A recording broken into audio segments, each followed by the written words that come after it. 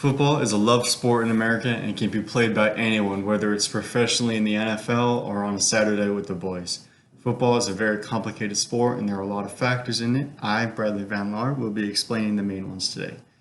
Everyone in America has encountered football at some point in their life, and my goal today is to inform people on the basic and rules of the sport to increase people's knowledge. So to start with the rules, they're the same for every team. No team's going to have favoritism by the refs, and no team's going to be neglected. You know what I mean? Everybody on the offensive side will have the same rules as every other team.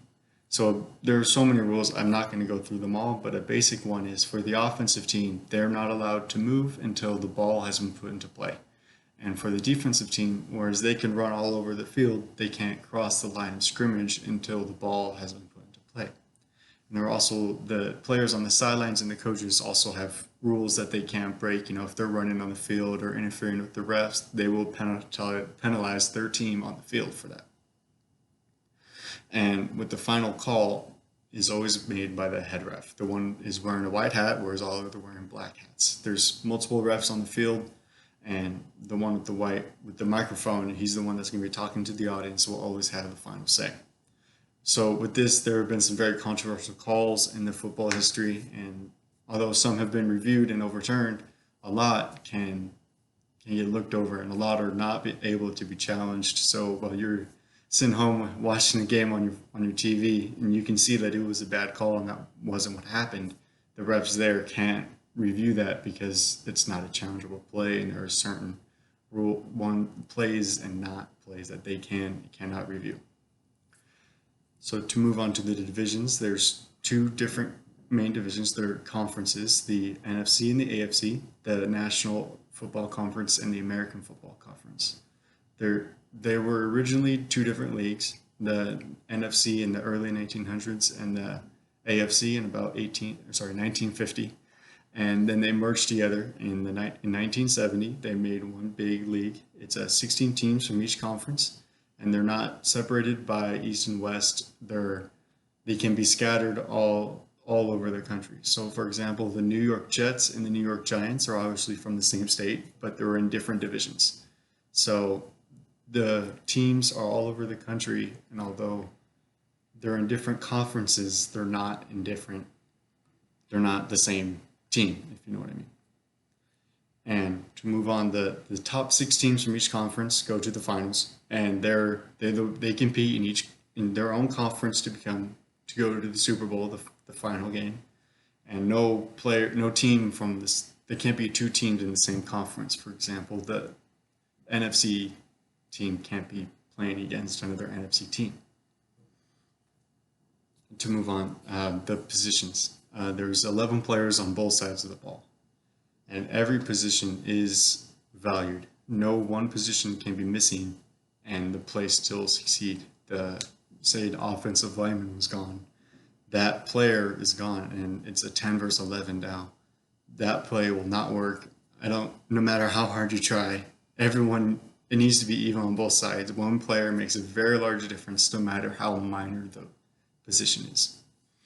The leaders on both sides, so for example, the offense, the quarterback would be the main player of that team. He's the one that makes the calls for the play. He's the one that guides the offense to get to the end zone. He chooses to read the defense, and he can make the call whether it's going to be a pass, whether he's going to run it himself or give it to someone else. He's the one that leads the whole offense. Whereas on the defense, the main players are the linebackers. There's typically four of them, and they're positioned in the middle of the defense.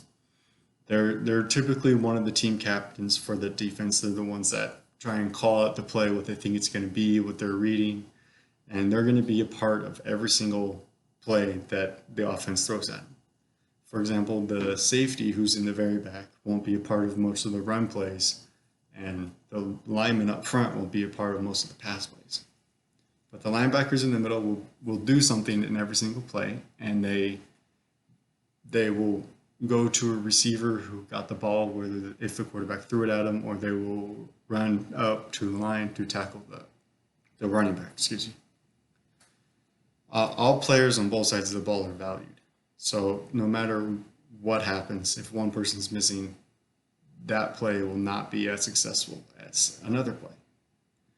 After this, I hope people have gained more insight on the NFL and take more interest into the sport.